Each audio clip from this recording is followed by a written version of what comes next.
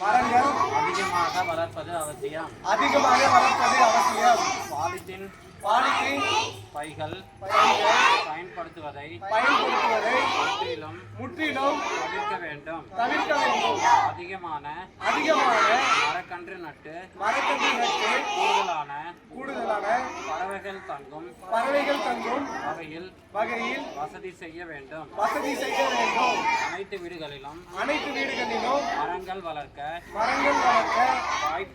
வாய்ப்பில்லாவிட்டாலும் சிறிய செடிகளாவது வளர்க்க முன்வர வேண்டும்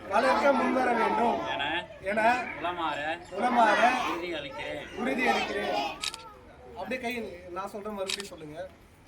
மரம் வளர்ப்போம், மழை பெறுவோம், இயற்கையை பாதுகாப்போம்.